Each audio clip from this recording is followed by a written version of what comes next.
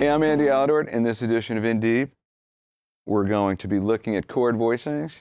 So I've come up with a very clever title of Guided by Voices, which is the name of a band. So I hope they don't sue me. The idea with this is that we can come up with cool chord voicings for playing improvised rhythm parts. A lot of people ask me, how do I come up with rhythm guitar parts or chords? Just find things to do when I'm comping so I don't end up playing the same thing all the time. And truthfully, a really good rhythm part can have as much improvisation in it as a solo. And it should change, according to the background, what's going on with the drums and the bass, everything else.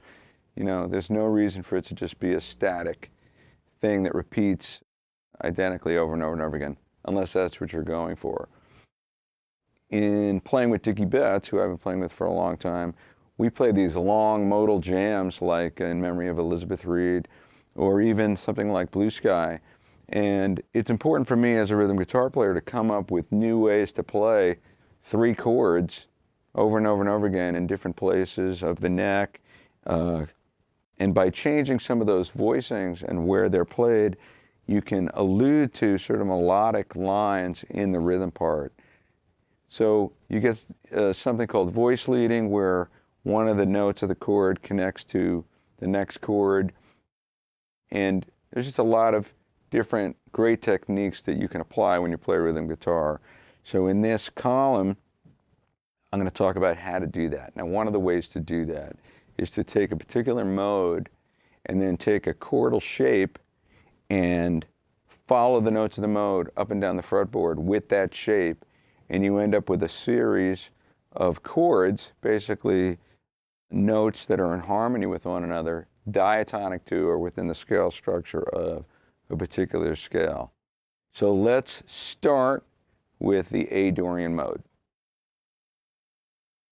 Let's play A Dorian, just the notes of A Dorian. I'm going to use this sort of combo third, fifth position.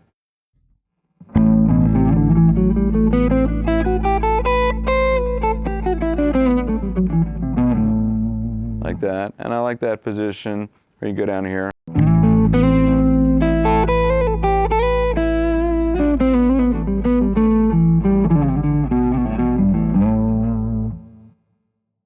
What I like about combining those two positions, you have more than just three notes per string. But we'll get more into that when we do the soloing. What's important for now is to think about the notes and the interval. So in the key of A, you have A is the root, B is the major second, C is a minor third, D is the fourth, E is the fifth. F sharp, you have a natural or major sixth when you play Dorian, and a flat seven. Repeats.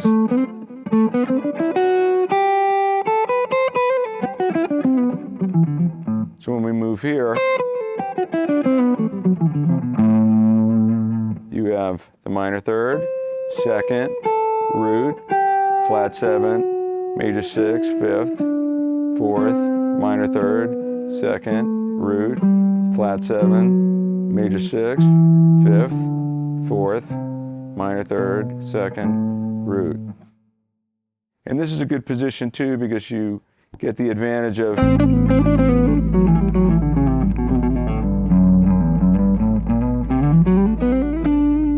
just ways to move on a string.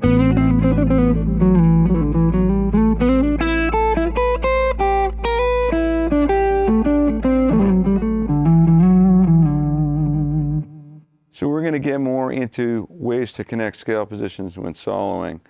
But first thing we want to do is build some chords to solo over. So let's say we were to use this voicing as a starting point.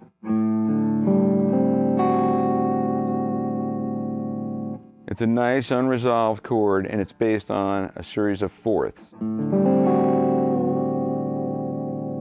Because from A to D is a fourth, D to G is a fourth, G to C is a fourth, and then C to F sharp is a sharp four, but we can't just play a regular fourth because F is not in the Dorian mode. So we want to stay diatonic to Dorian. So we end up with F sharp or sharp 4 relative relationship on the top 2 strings. So this is a really nice sounding suspended chord. You know, it's not defined, it's just sort of floating. Now if we wanted to move that voicing up and down the neck, the way you would do it is every one of the notes, and we're just going to keep our open A as a pedal tone, so we're talking about the top 4 strings.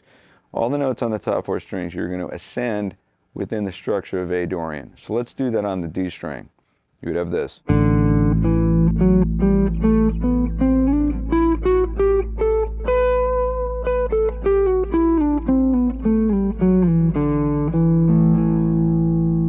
And you should memorize that. You could play it along with the open A string, the pedal tone,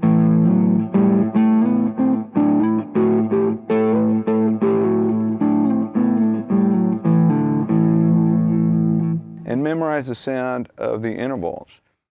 Doing it in that way, you've covered all the intervals within the scale or the mode in 2 octaves. So you have root 5th, root 6th, root flat 7th, an octave, root, root 9th or 2nd,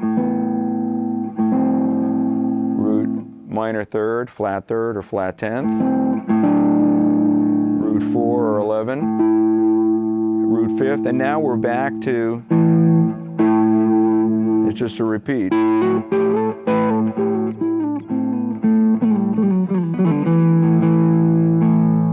And of course, this is useful if you were playing a solo.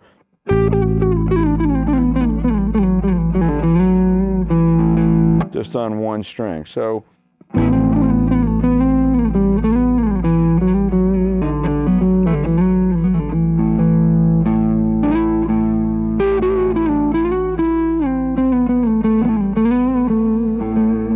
it's useful in that way to learn your scale on 1 string up and down the fretboard. All right, let's go over to the G string. There's our open A. So we'd have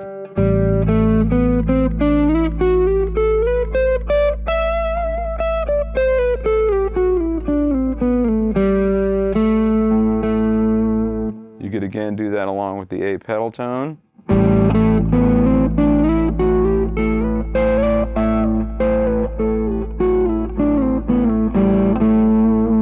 And you should be aware of the intervals here. Flat 7, root, 2nd or 9th, minor 3rd, 4th, 5th, major 6th, flat 7th, and now we're repeating.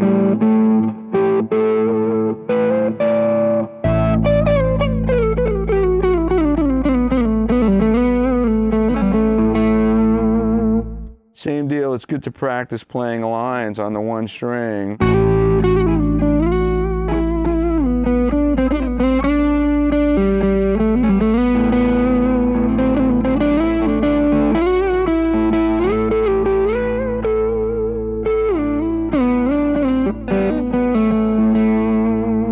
Just to familiarize yourself with the scale.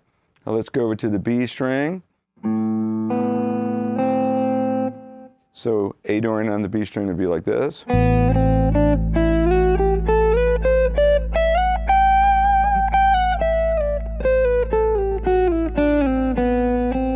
Play that along with the open A. Let's look at the intervals. Root, 2nd, root minor 3rd, 4th, 5th, major 6th, flat 7th, root, 2nd, so again 12th fret. We're repeating.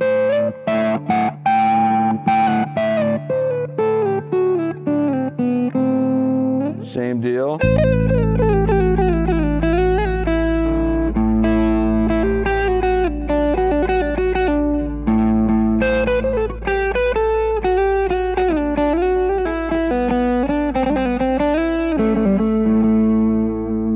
Good to practice just playing on the 1 string.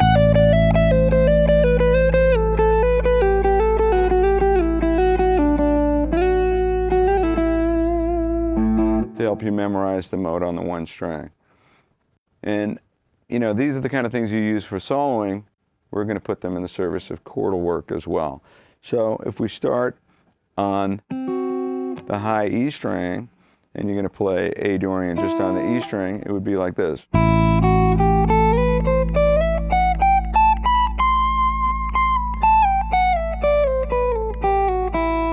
If we play that along with the open A, root 5th, root major 6th, root flat 7th, root, root 9th or 2nd, root minor 3rd, root 4th, and there's our root 5th again, just like the open string.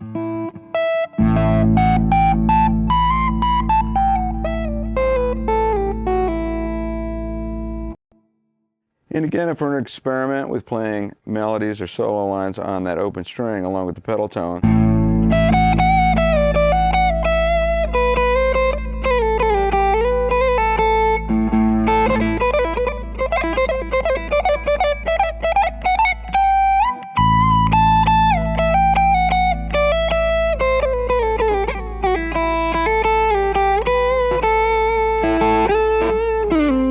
so it's good to familiarize yourself with the scale up and down the fretboard for those reasons as well.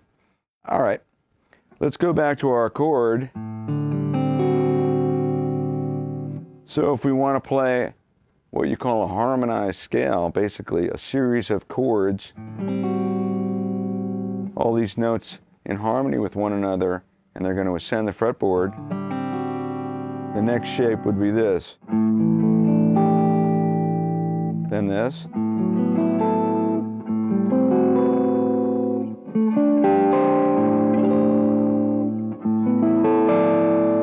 And now here we have to switch to this. And then here we have to switch to this. Back to this.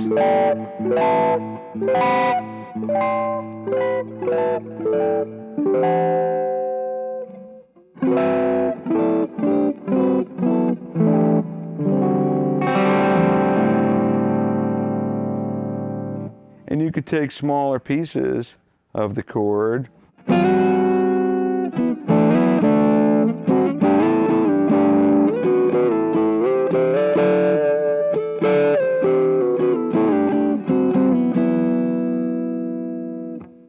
because they're easier to move around and experiment with.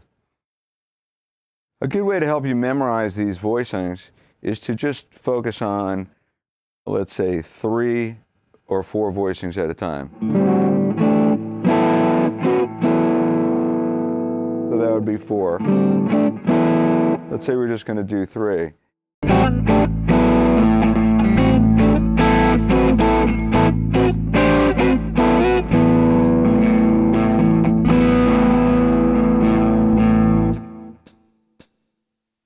Now let's take the next group. Instead of playing between these 4, let's go.